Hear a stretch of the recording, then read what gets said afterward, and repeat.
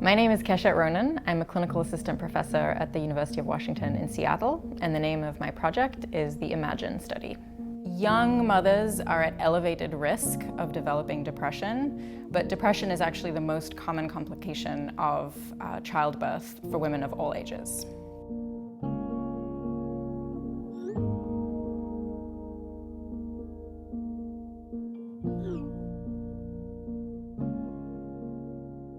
The IMAGINE study has the goal of developing a social media group intervention for young, pregnant, and postpartum women to prevent development of depression in pregnancy and 1 year postpartum. So the TAM funding has been incredibly valuable to us. It's enabled us to launch a new exploratory study. We will be conducting our study with young, pregnant, and postpartum women in the Seattle, Washington area.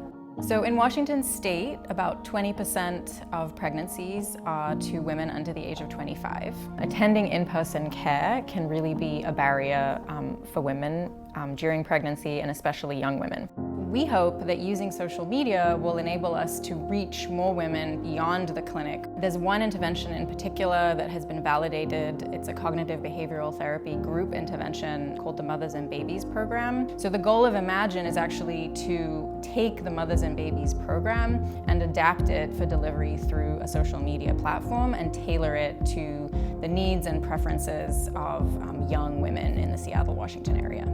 So I'm excited about this project because it actually builds on work that we have previously been doing with youth living with HIV in Kenya. So a few years ago, we were learning about some of the challenges that youth living with HIV experience, and we learned that they had independently established these WhatsApp support groups to support each other with some of the psychosocial challenges associated with being a young person living with HIV. And we really see youth being incredibly supportive of each other and offering support that really only peers can offer each other through their shared experiences.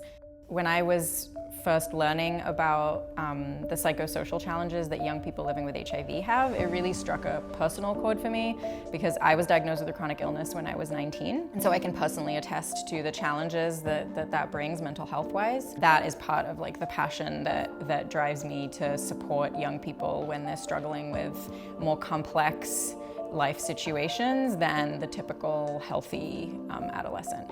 So in the IMAGINE study, I'm really excited about bringing lessons that we've learned from youth living with HIV in Kenya and their use of WhatsApp to provide each other with psychosocial support. The products that we think would be of use to the larger community from this project are data on the mental health needs and intervention priorities of peripartum adolescents in our context. I hope that IMAGINE has become an intervention that is validated through randomized controlled trials, and that we can offer it to women as part of the care that they receive in pregnancy and postpartum, and that more young peripartum women will have access to evidence-based treatment and prevention for depression.